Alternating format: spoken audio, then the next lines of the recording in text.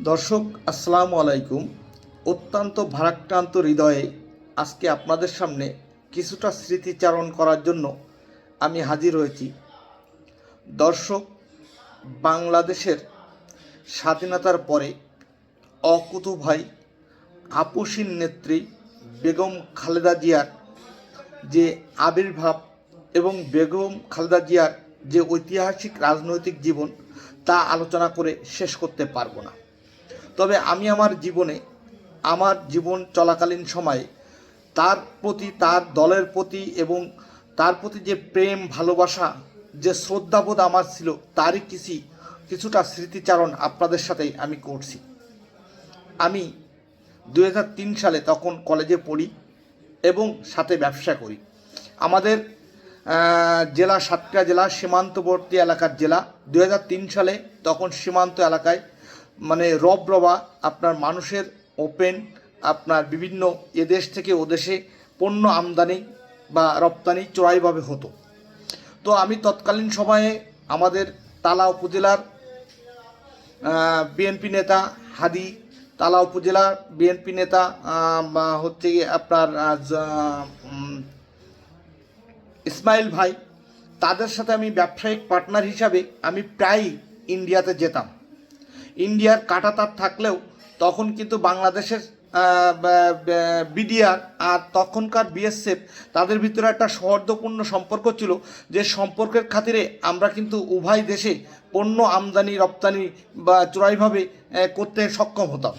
তো যে কারণে 2003 সালের ফেব্রুয়ারি মাসে পাটকেলঘাটার সাতক্ষীরা তালা উপজেলার ঐতিহাসিক পাটকেলঘাটা ফুটবল ময়দানে বেগম খালেদা জিয়া আসার কথা ছিলেন। উনি আসছিলেন, আমিও সেই প্রোগ্রামে হাজির হয়েছিলাম।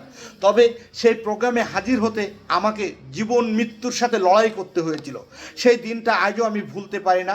তবে দিনটা কবে সেটা আমার মনে নেই। আমি কিছুক্ষণ আগে আমার ব্যবসায়িক পার্টনার বা আমার বড় ভাই, রাজনৈতিক শ্রদ্ধাভাজন ব্যক্তিত্ব, আমি ইসমাইল ভাইয়ের সাথে কথা বললাম। উনি আমাকে বললেন যে বিষয়টা দিনটা ছিল ফেব্রুয়ারি মাসের 22-23 তারিখ হবে খুব সম্ভব, তবে নিশ্চিত হতে পারেননি।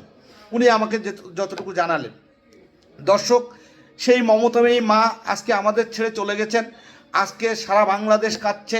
যে মানুষটির হাত ধরে বাংলাদেশ চড়াই উত্তরায় পেরিয়ে যিনি কখনোই এ দেশের মানুষের ভালোবাসার জন্য দেশ ত্যাগ করেননি, কখনো নীতির সাথে, রাজনৈতিক জীবনের সাথে, দেশের কোনো জাতীয় স্বার্থে তিনি আপোষ করেননি, সেই আপোষীর নেত্রীর জীবন নিয়ে আসলে আমার মতন ক্ষুদ্র মানুষের বলা অনেকটাই কেমন যেন লাগে। তবুও আমার স্মৃতিচারণ আমি করছি, কারণ সে সময় প্রায় গরম এসেছে বা আসবে এমন সময়ে আমি ভারতে আসি।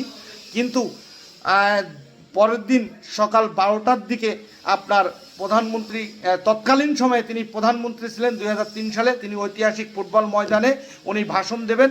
তৎকালীন তালা উপজেলার শহীদ প্রেসিডেন্ট ABM আলতাফ হোসেন, তৎকালীন সময়ের নেতা এবং তৎকালীন MP ABM হাবিব সাহেব সেই মঞ্চে উপস্থিত ছিলেন। এবং ওই প্রোগ্রামে যিনি সঞ্চালনায় ছিলেন আমাদের বিএনপি নেতা নজিব ভাই, উনি আমাকে নিশ্চিত করলেন 2003 সালের ওই প্রোগ্রাম তিনি সঞ্চালনায় ছিলেন।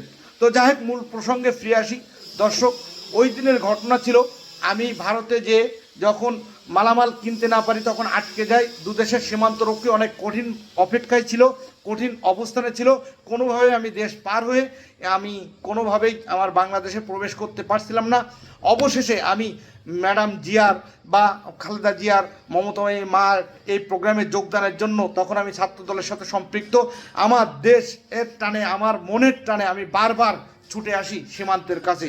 অবশেষে এক আসরের সময়, দিনের আগের দিন আসরের সময় আমি সীমান্ত পার হয়ে যখন কাঁটাতার পার হই, তখন আমি বিএসএফের হাতে আটকে যাই।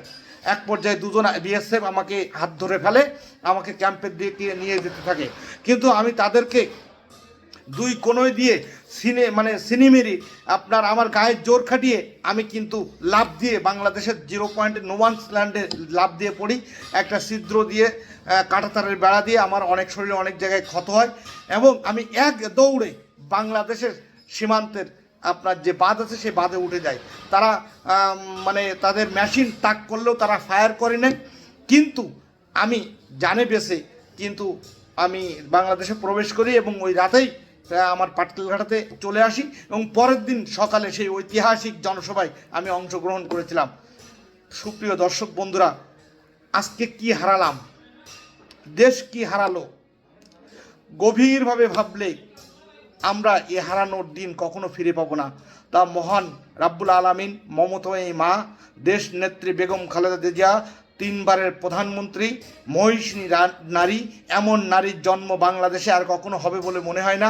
তবে তার রুহের আত্মার মাগফিরাত কামনা করছে এবং মহান রাব্বুল আলামিন যেন ওনাকে জান্নাতবাসী করেন, এ প্রত্যাশায় আমার এই ছোট্ট ভিডিওটি, ছোট্ট অভিজ্ঞতাটি আপনাদের সাথে শেয়ার করলাম।